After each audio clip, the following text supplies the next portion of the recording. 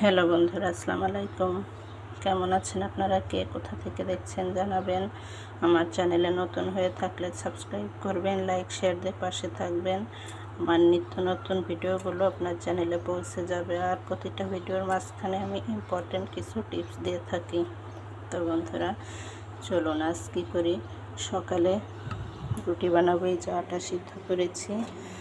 আর এখন কি করব ভাবছি, তো ভাবলাম যে ডিম দিয়ে একটা রেসিপি বানাই এবং আপনাদের সাথে শেয়ার করি। তো এই যে আমি দুটো ডিম নিয়েছি, আপনারা চাইলে কম বেশি নিতে পারেন। পেঁয়াজ মরিচ এভাবে কুচি কুচি করে কাটবেন। এটা পটল সিলে সুন্দর করে ধুয়ে ঠিক এভাবে ছোট ছোট করে কাটবেন।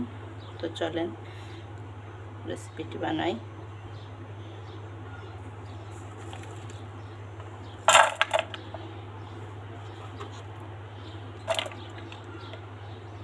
পরিমাণ মতো লবণ দিয়ে দেবেন,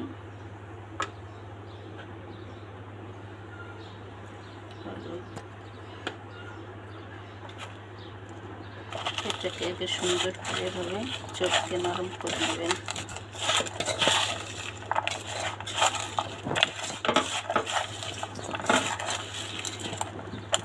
তো এবার পটলগুলো আমি দিয়ে দেবো।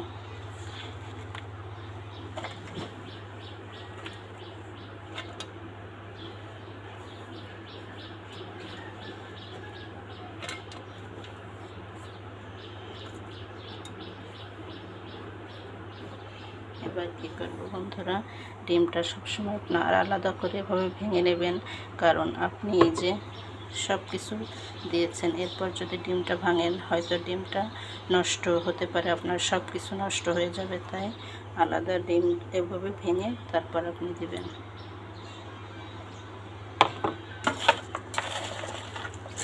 সুন্দর করে চটকে নেবেন।